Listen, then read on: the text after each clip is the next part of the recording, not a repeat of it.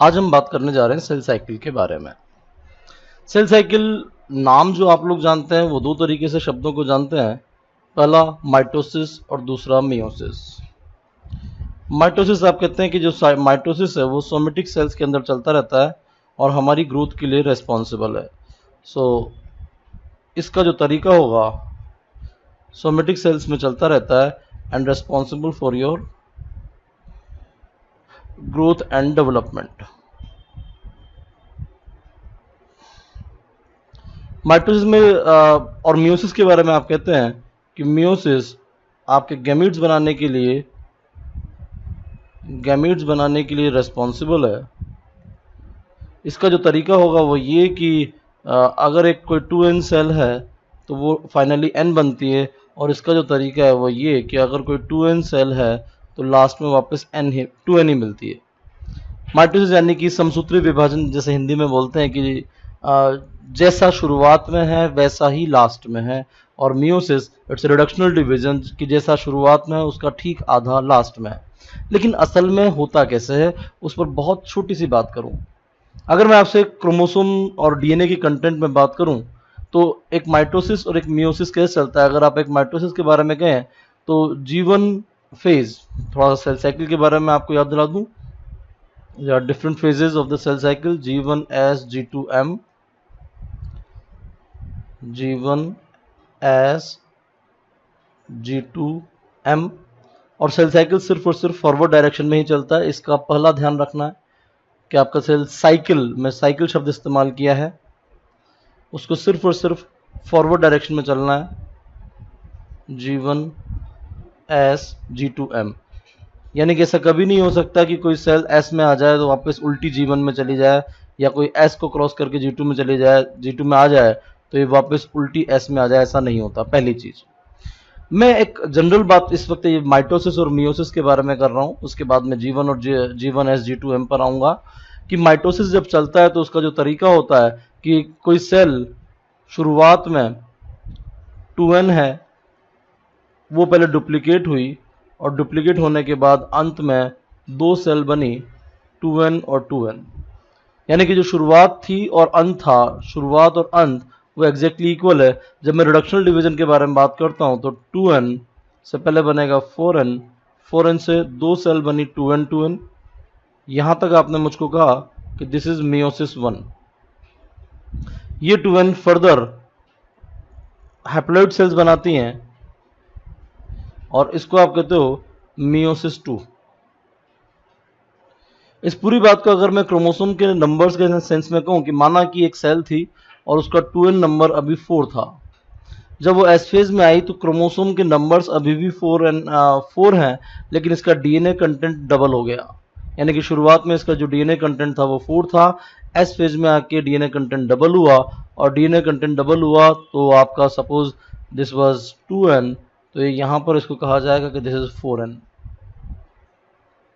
ये G2 phase, prophase, metaphase और anaphase तक ऐसा ही चलता है। और एनाफेज में जब ये वापस डिवाइड करते हैं तो चीज़ों को जरा ध्यान से देखेंगे कि एनाफेज में आपके क्रोमोसोम्स के नंबर, जो जितने भी क्रोमोसोम थे ये वाले, ये टूट गए हैं सारे के सारे, और दो दो टुकड़ों में टूट गए। तो आपके क्रोमोसोम के नंबर तो हो गए 8, और अभी डीएनए कंटेंट भी 8 पर ही है। यानी कि डीएनए कंटेंट अभी भी एक सेल का, आई रिपीट, ये पूरी की पूरी सेल है, डीएनए का कंटेंट अभी भी 4n है।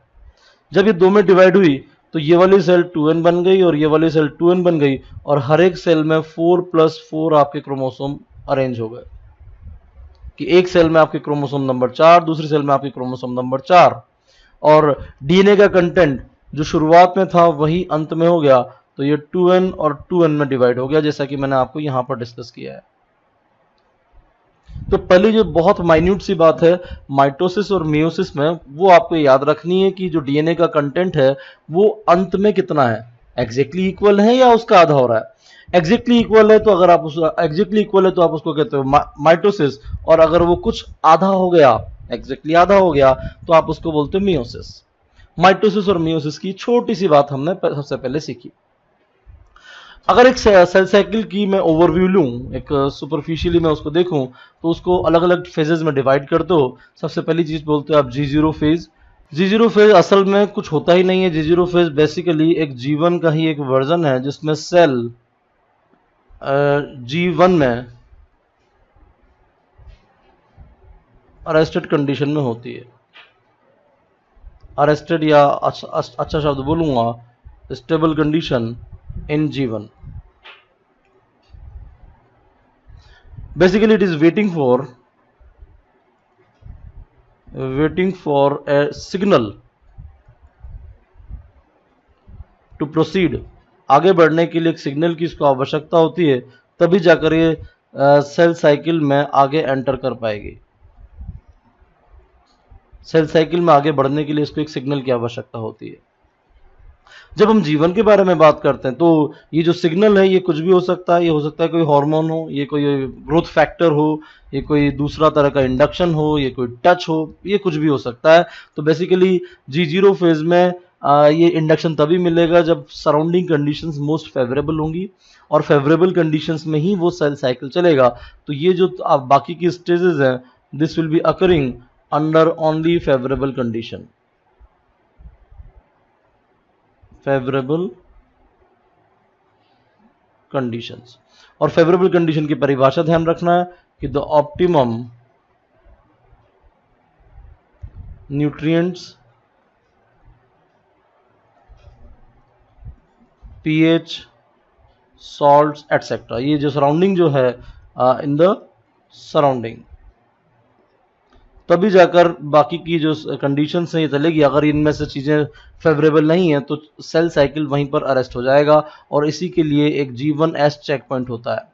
G1 फेज जो होता है ये आपकी ग्रोथ और डेवलपमेंट ऑफ सेल के बारे में बात करता है, जिसमें सेल अपने सारे सराउंडिंग्स में ये परसीव करती है कि एग्जैक्टली जो सराउंडिंग कंडीशंस हैं वो फेवरेबल है या नहीं है। अगर कंडीशन फेवरेबल है तो ये G1S का चेक पॉइंट क्रॉस हो जाएगा और सेल डीएनए को सिंथेसाइज करेगी, जहां पर हम बात करते हैं डुप्लीकेशन की, duplication of DNA as well as centriole.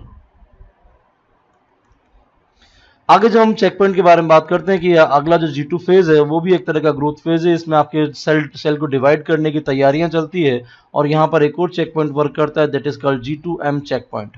तो पहला चेक पॉइंट हो गया आपका G1S चेक पॉइंट, और दूसरा चेक पॉइंट हो गया आपका G2M चेक पॉइंट। जब सेल मेटाफेज में एम फेज में एंटर करती है तो उसको हमने अलग अलग भागों में डिवाइड किया है। One is prophase and prometaphase, second is metaphase, then anaphase, then telophase and then cytokinesis। Prophase में क्रोमोसोम कंडेंस होगा, माइटोटिक स्पिंडल फॉर्म होंगे, और न्यूक्लियर एनवेलप डिसइंटीग्रेट होना जस्ट शुरू हो जाएगा। इसके अलावा स्पिंडल जो होंगे माइक्रोट्यूबुल के स्पिंडल माइक्रोट्यूबुल्स जो होते हैं वो काइनेटोकोर जो कि क्रोमोसोम के ऊपर, this is the assembly on chromosome centromere, ध्यान रहेंगे सेंट्रोमियर नहीं होता काइनेटोकोर, काइनेटोकोर सेंट्रोमियर के ऊपर असेंबली होती है। अगली बात करते हैं मेटाफेज के बारे में। मेटाफेज में क्रोमोसोम अलाइन होते हैं मिड रीजन में या मिड प्लेट पे, और यहाँ पर स्पिंडल उसके बाद पूरी तरह से अटैच होते हैं, और यहाँ पर मेटाफेज चेक पॉइंट ऑपरेट करता है। एनाफेज में हम बात करते हैं सिस्टर क्रोमेटिड सेपरेट हो जाते हैं, और इंडिविजुअल क्रोमोसोम जो होंगे वो अपने अपने पोल्स की तरफ माइग्रेट करते हैं। टीलोफेज में हम बात करते हैं कि सारे के सारे क्रोमोसोम अपने अपने स्पिंडल पोर्ट्स पर आ गए और न्यूक्लियर एनवेलप का रिफॉर्मेशन होना शुरू हुआ, साथ ही साथ कंडेंस्ड क्रोमोसोम रिलैक्स हो गए। जरा वापस से यहाँ पर देखेंगे, क्रोमोसोम कंडेंसेशन असल में प्रोफेज पर शुरू हुआ था और मेटाफेज पर मैक्सिमम कंडेंसेशन होता है, क्योंकि यहां तक ये कंडेंसेशन चलता रहता है। साइटोकाइनेसिस में हम कहते हैं कि साइटोप्लाज्म डिवाइड हुआ, और प्लांट का केस अगर लोगे तो प्लांट के केस में सेल वॉल का फॉर्मेशन हो गया, और अगर एनिमल का केस लोगे तो आप कहोगे कॉन्ट्रेक्टाइल रिंग ने contractile ring divided the cell into two parts, दो हिस्सों में डिवाइड कर दिया। कॉन्ट्रेक्टाइल रिंग शब्द वहां पर आएगा एनिमल सेल में।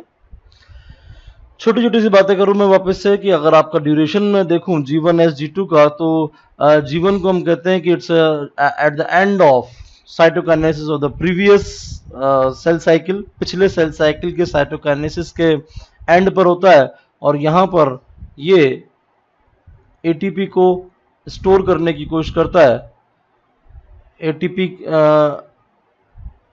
एटीपी स्टोरेज, एंड यहां हम बात करेंगे there is increase in size जब एस फेज, और अगर एक 24 घंटे का मैं कंप्लीट सेल साइकिल मानूं तो जीवन फेज में लगभग 10 घंटे लगता है। माना कि if cell cycle is of 24 hours, तो जीवन में लगभग 10 घंटे लगेंगे। This will be taking around 10 hours. यही बात अगर मैं एस फेज के संदर्भ में कहूंगा तो this will be taking around 9 hours, और यही बात अगर मैं G2 फेज के सेंस में कहूंगा तो this will be taking around 4 hours. अगर इन तीनों को आप जोड़ो तो इट इज अराउंड 23 आवर्स आपके G1S G2 में लग जाते हैं अगर 24 घंटे का सेल साइकिल लूं तो। और ये M फेज सिर्फ और सिर्फ 1 घंटे का चलता है, इट्स ऑफ ओनली 1 आवर। पूरा का पूरा सेल साइकिल का इतना सा हिस्सा मात्र। कुछ छोटी छोटी सी बातें आप पहले और समझ लें। क्रोमोसोम में मैंने यहाँ पर क्रोमोसोम शब्द इस्तेमाल किया है, और यहाँ पर sister chromatid separate becoming individual chromosome शब्द इस्तेमाल किया है, उसको भी हमें समझना होगा। अगर मैं आपसे कहूं कि this is a pair of chromosome, this is a pair of chromosome जो कि 2n कंडीशन थी, तो 4n कंडीशन को बनाने के लिए इसकी डबलिंग करनी पड़ेगी, और डबलिंग को मैं इस वक्त रेड कलर से आपको रिप्रेजेंट करूंगा कि this is the red colour, और ये क्रोमोसोम हो गया आपका डबल। माना कि यहां पर मैंने लिखा A, तो मुझे यहां पर भी A ही लिखना पड़ेगा, और यहां A लिखा है तो यहां पर भी A लिखना पड़ेगा। और जब मैं मेटाफेज पर अरेंज करवाऊंगा क्रोमोसोम्स को तो वो कुछ इस प्रकार से अरेंज होंगे।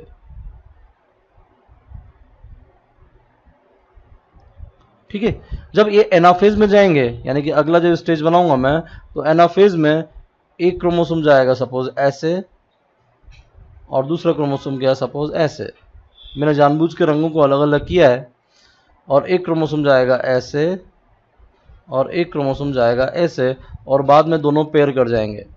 यहां सपोज मुझे A लिखना पड़ेगा तो यहां पर भी A लिखना पड़ेगा, ध्यान से देखें, क्योंकि मुझे दोनों सेल्स को बराबर बराबर बनाना है। यहां पर अगर मैं स्मॉल a लिख रहा हूं तो यहां पर भी स्मॉल a लिखना पड़ेगा, और अंत में जब ये सेल्स बन जाएंगी तो कैपिटल है स्मॉल है, दिस इज कैपिटल है स्मॉल है, और ये सेल भी कैपिटल है स्मॉल है में कन्वर्ट हो चुकी होगी। यानी कि this is the your S phase, G2 phase, pro phase, इसको अपन ने बोला मेटाफेज, और ये आपकी एनाफेज के बाद।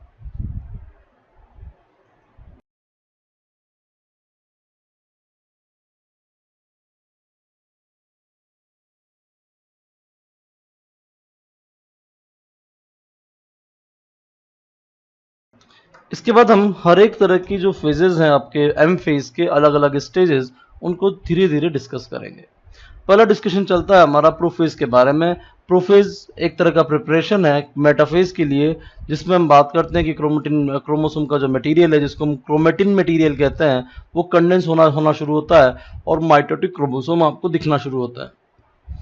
इस स्टेज तक आते आते जो आपका क्रोमेटिड्स हैं, 2 क्रोमेटिड्स आपके सेंट्रोमियर्स पर अटैच नजर आते हैं।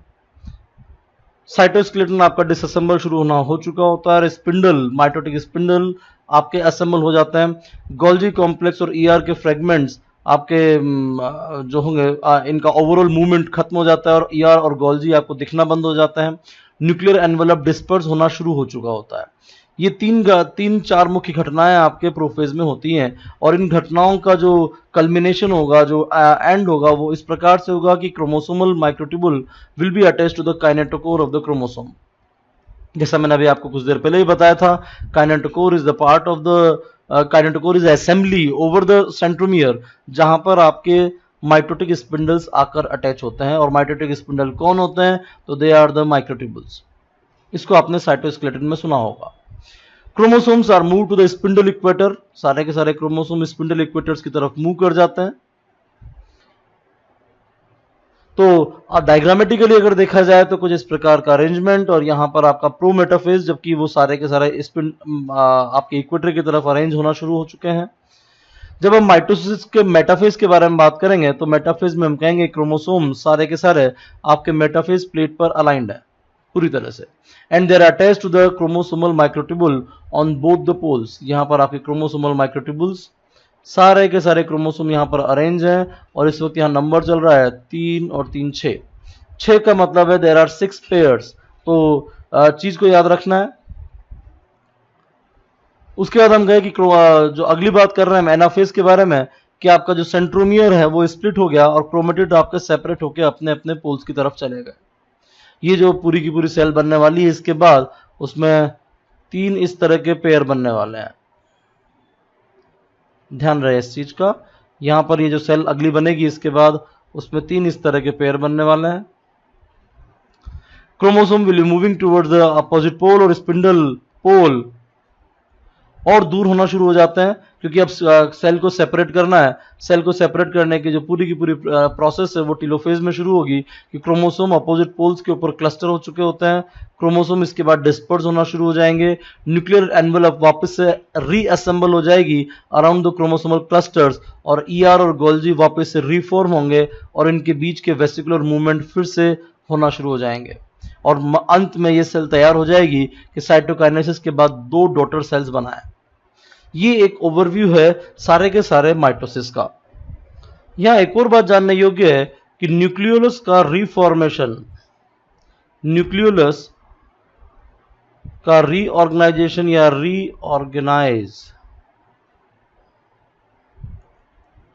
At this stage. मैं क्लियर करूं कि न्यूक्लियोलस का जो गायब हुई थी वो आपके प्रोफेज में हुई थी, तो यहां पर न्यूक्लियोलस डिसअपियर। एक बहुत माइन्यूट सा क्वेश्चन जिसको आपको ध्यान रखना है। बात करूंगा मैं आपसे मियोसिस के बारे में, और मियोसिस की पहली स्टेज होती है आपकी अगेन प्रोफेज। जो याद रखने वाली बात है वो ये कि मियोसिस आपका रिडक्शनल डिवीजन तो है ही है, साथ में इसमें रिकॉम्बिनेशन की संपूर्ण घटना घटित होती है, और यह रिकॉम्बिनेशन की घटना आपके प्रोफेज 1 ऑफ मियोसिस में होती है। प्रोफेज 1 की ये 5 स्टेजेस हैं जिनको याद करने का जो नेमोनिक हमने क्रिएट किया है वो है LZP DD। It is LZP DD। L for leptotene, zygotene, pachytene, diplotene and diakinesis. सभी स्टेजेस के बारे में कुछ कुछ बातें आपको ध्यान रखनी चाहिए, कि जो आपका लेप्टोटिन सब स्टेज है उसमें ठीक वही घटनाएं घटती हैं जो कि आपके एक नॉर्मल प्रोफेज में घटती हैं। यहां पर आपका क्रोमोसोम डबल स्ट्रैंडेड दिखना शुरू हो जाता है। तो in the leptotene this will be showing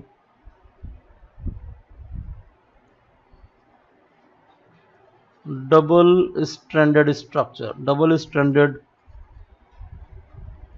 dark staining structure. जब हम जाइगोटिन के बारे में बात करेंगे तो हम कहेंगे कि जो आपका बाइवेलेंट फॉर्म होना शुरू हो गया है और सिनेप्स होना शुरू हो चुका है।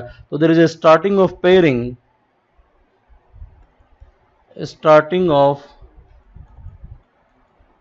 Pairing of homologous chromosome। homologous chromosome शब्द क्या है, इसके लिए आप जेनेटिक्स के कीवर्ड्स वाला वीडियो जरूर सुने। होमोलोगस क्रोमोसोम उन क्रोमोसोम्स को बोलते हैं जिनमें आमने सामने की पोजीशंस पर सेम अलील प्रेजेंट, सिमिलर अलील प्रेजेंट हो। सेम और सिमिलर में अंतर होता है, तो सिमिलर अलील प्रेजेंट हो, यानी कि आपका एक क्रोमोसोम लिया मैंने और यहां पर सपोज मैंने ए लिखा, तो यहां या तो ए होना चाहिए या यहां पर स्मॉल ए होना चाहिए। अगर कैपिटल ए तो इस होमोलोगस क्रोमोसोम को बोलते हैं होमोजाइगस कंडीशन, और कैपिटल ए स्मॉल ए है तो इसको आप बोलते हैं हेट्रोजाइगस कंडीशन। तो starting of the pairing of homologous chromosome यहां शुरू हो गया, और इस वक्त पर क्रोमोसोम को बोलते हैं bivalent. Bivalent condition will be seen.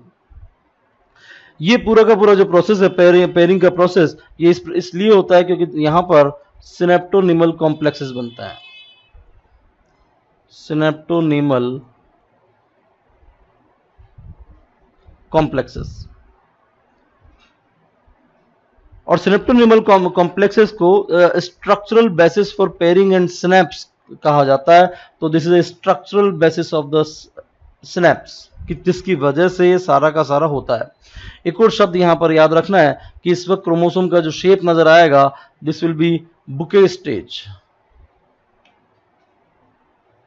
Bouquet stage of chromosomes. अगली बात हम करेंगे LZ के बाद P के बारे में। P इज द स्टेज जहां पर आपका क्रॉसिंग ओवर घटित होता है। तो हियर इज द स्टेज जहां पर crossing over occur, crossing over occur at tetrad stage, crossing over occur at tetrad stage.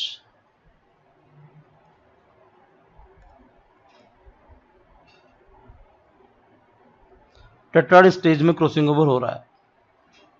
बात अगली करते हैं डिप्लोटीन के बारे में। डिप्लोटीन के बारे में हम कहते हैं कि न्यूक्लियर एनवेलप और न्यूक्लियोलस आपके डिजेनरेट होना शुरू हो गए, साथ ही साथ आपका कायस्मेटा फॉर्मेशन होना शुरू हुआ। So there is a chiasma formation,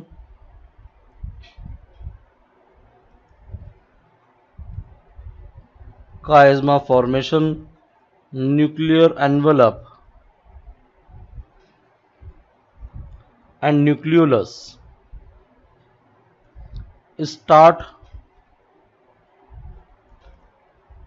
disintegrating।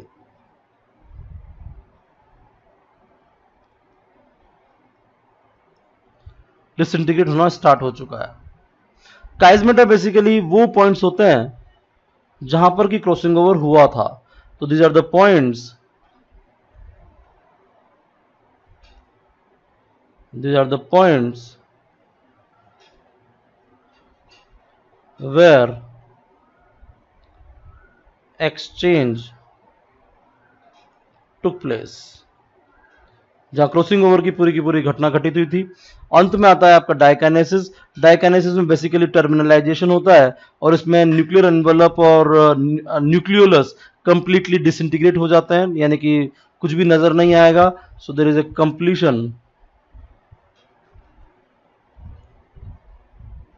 completion of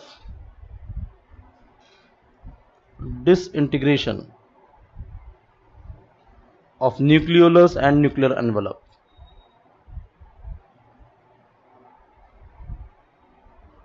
nucleolus and nuclear envelope।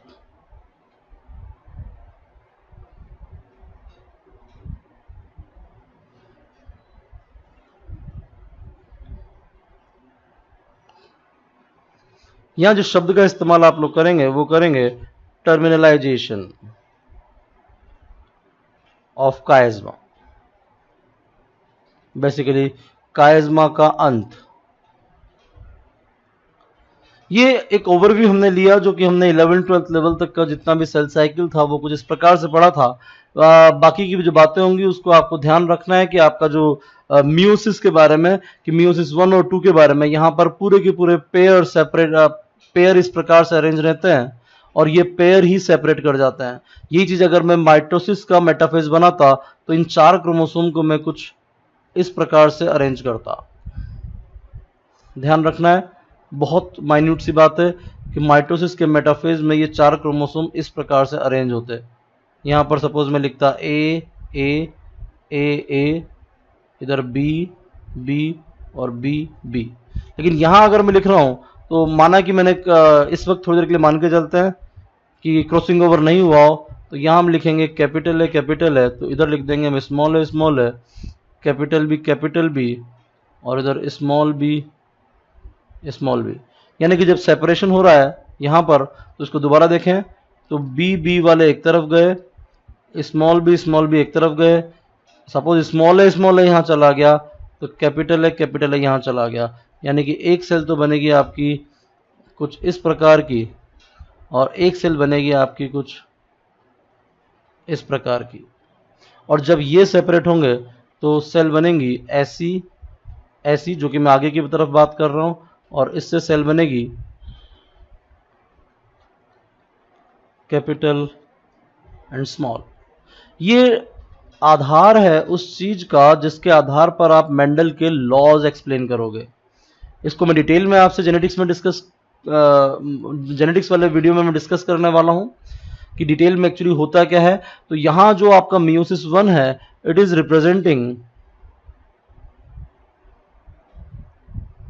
Representing independent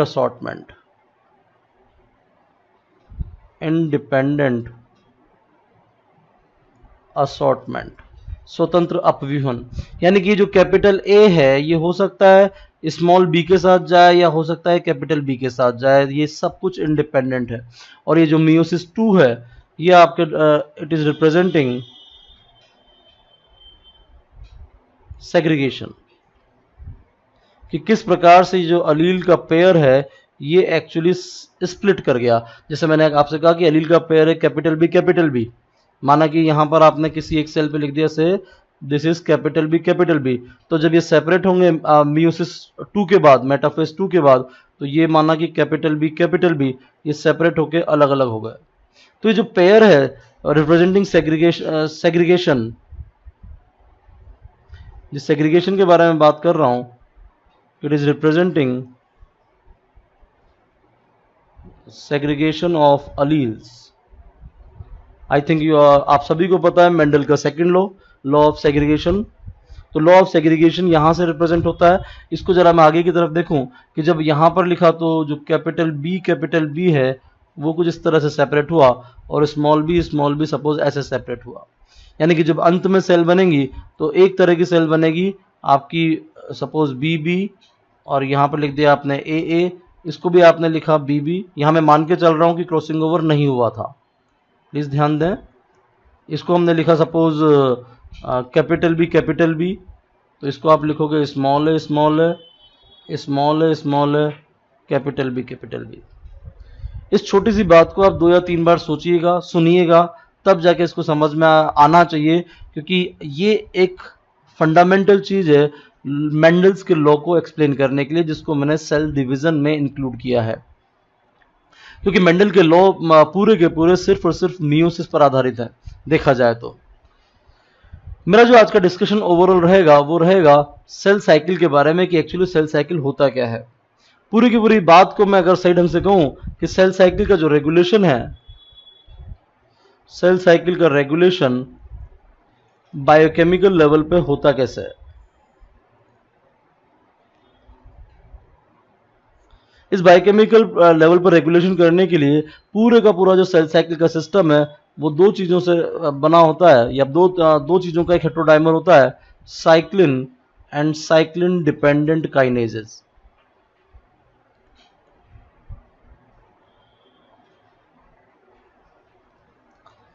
cyclin and cyclin dependent kinases, ये दोनों मिलके किसी न किसी तरह का प्रमोटिंग फैक्टर बनाएगा, पीएफ।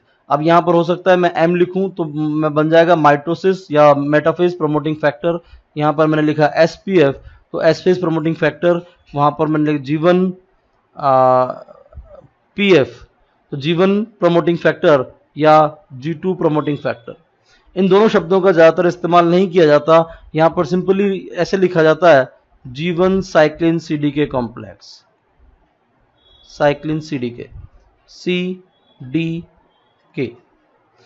तो पूरा का पूरा सेल साइकिल की जो अलग अलग स्टेजेस हैं वो इस तरह के हेटेरोडाइमर्स रेगुलेट करते हैं, और ये हेटेरोडाइमर्स बेसिकली वो कैटालिटिक स्ट्रक्चर्स हैं जो किसी सेल साइकिल को प्रोग्रेस करवाएंगे। सेल साइकिल को प्रोग्रेस कैसे करवाना है, तो से फॉर एग्जांपल मैंने एक साइकिल बनाया, यहां पर लिख दिया G1 S G2 और M। कुछ बेसिक से रूल रहेंगे कि अगर कोई सेल को G1 में काम करना है तो यहाँ पर जीवन साइक्लिन सीडीके का वो इस्तेमाल करेगी। कौन सा वाली चीज जीवन साइक्लिन बनेगी और कौन सा सीडीके बनेगा उसकी डिटेल में आपसे आगे डिस्कस करूंगा, लेकिन रूल ये रहेगा कि चूंकि ये वाली स्टेज, ये वाला जो साइक्लिन सीडीके का कॉम्प्लेक्स है सिर्फ और सिर्फ जीवन में कार्य कर रहा है, तो ये सेल कभी भी उल्टी नहीं जाएगी, नहीं ये जंप कर जाएगी। दूसरी चीज, जहां पर आप खड़े हैं, जहां आप हैं उस जगह दो काम करना है। आप कहोगे you are doing preparation for the next और एग्जिट फ्रॉम द प्रीवियस, यानी कि पीछे वाले से तो आपको पीछा छुड़ाना है और आने वाले की तैयारी करनी है। चीज को जरा ध्यान से देखें कि अगर मैं जीवन पर खड़ा हूं तो क्या चीज मैं पीछे छोड़ के आया हूं, तो आप कहोगे यहां पर हम एनाफेज को छोड़ के आए हैं।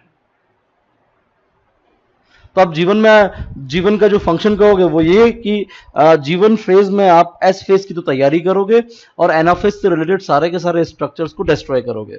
यही चीज अगर मैं एस फेज में खड़ा होकर बात करूं तो मैं कहूंगा एस फेज में मैं सारे काम एस फेज के तो कर ही रहा हूं, that is your DNA replication या सेंट्रियोल का रेप्लिकेशन, लेकिन उस वक्त पे साथ में ये भी कर रहा हूं कि जीवन से रिलेटेड अगर कोई चीज थी तो उसको मैं डिस्ट्रॉय कर रहा हूं।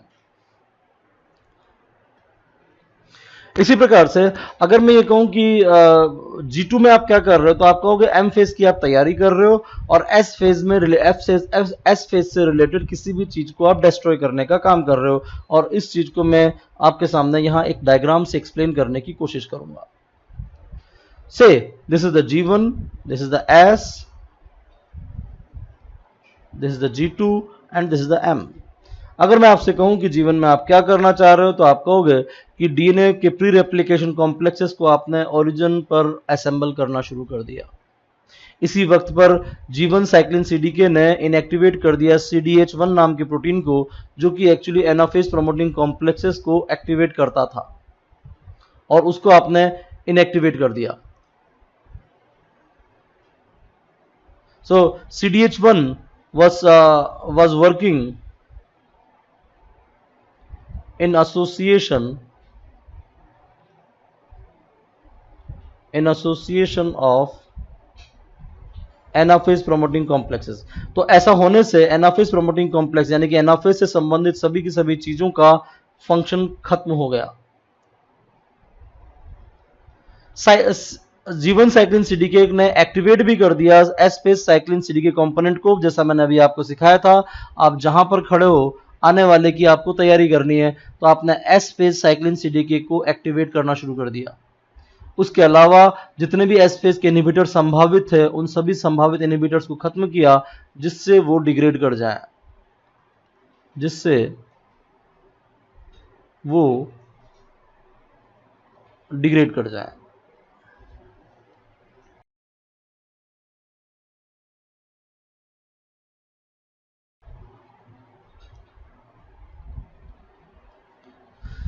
ऐसा करते करते जब जीवन हमसे क्रॉस हो गया, तो जीवन क्रॉस होने के बाद we have reach to the S phase. S phase में एक और जो बात रहेगी कि SCF proteasome complex will be phosphorylating S phase cyclin CDK inhibitors. इसने डिग्रेड करने के लिए क्या किया, तैयारी कर दी, किस तरह से, फास्फोरिलेट करके, और इसका डिग्रेडेशन किया आपके SCF प्रोटियोसोम कॉम्प्लेक्स ने। यहां पर अब एस फेज के साइक्लिन सीडीके पूर्ण रूप से एक्टिव हैं और इन्होंने डीएनए के रेप्लिकेशन को करना शुरू किया।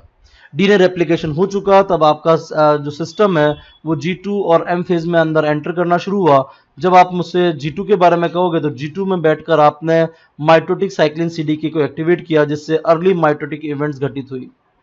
अर्ली माइटोटिक इवेंट्स में, जैसा अभी कुछ देर पहले हमने डिस्कस किया था, कि क्रोमोसोम आपका कंडेंस होना शुरू होता है, न्यूक्लियर एनवेलप आपका डिसइंटीग्रेट होना शुरू होती है, न्यूक्लियोलस आपका डिसइंटीग्रेट होना शुरू होता है, ER और गोल्जी के फंक्शन सीज कर जाते हैं और ER गोल्जी प्रत्यक्षतः नजर नहीं आती। ये सारी घटनाएं घटित होना शुरू होती है। फिर आप जब मेटाफेज पर पहुंचते हो, तो आप कहोगे कि इस वक्त पर MPF की एक्टिविटी अपने पीक पर है, अपने चरम पर है, और उस वक्त पर MPF यानी कि मेटाफेज को तैयारी किसकी करनी है, एनाफेज की, तो MPF ही एक्चुअली APC और CDC20 नाम के जो प्रोटीन्स हैं उनको एक्टिवेट करेगा, जो कि डिग्रेड कर देंगे एक स्पेसिफिक प्रोटीन जिसको कहेंगे सेक्यूरिन, और सेक्यूरिन के डिग्रेड होते ही आपके क्रोमेटिड्स अलग हो जाएंगे। इसकी डिटेल मैं आपसे आगे डिस्कस करने वाला हूं, जिससे क्रोमेटिड अलग होंगे। ये मैं पूरे के पूरे चैप्टर का ओवरव्यू दे रहा हूं आपको। एनाफेज की जो स्टोरी है कि आपके क्रोमेटिड्स अलग हो गए, आपका एनाफेज एक्चुअली शुरू हो गया, और इसी वक्त पर एनाफेज में एक एपीसी, एनाफेज प्रमोटिंग कॉम्प्लेक्स, जितने भी माइटोटिक साइक्लिन्स हैं उनको डिग्रेड कर देगा। यानी कि मैंने आपको सिखाया था अभी कि अगर आप एनाफेज में खड़े हो तो एग्जिट फ्रॉम द प्रीवियस करना है आपको। यानी कि एनाफेज में खड़े हो तो आप जीवन की तो तैयारी करोगे, अगले वाले साइकिल के जीवन की तैयारी, और मेटाफेज से रिलेटेड जितनी भी चीजें उनको आप डिग्रेड करोगे। तो यहां आपने क्या किया, माइटोटिक साइक्लिन्स को डिग्रेड कर दिया। इस प्रकार से एक सेल साइकिल का पूरा रेगुलेशन कुछ स्पेसिफिक साइक्लिन सीडीके के कॉम्प्लेक्सेस और प्रमोटिंग कॉम्प्लेक्सेस के आधार पर होता है।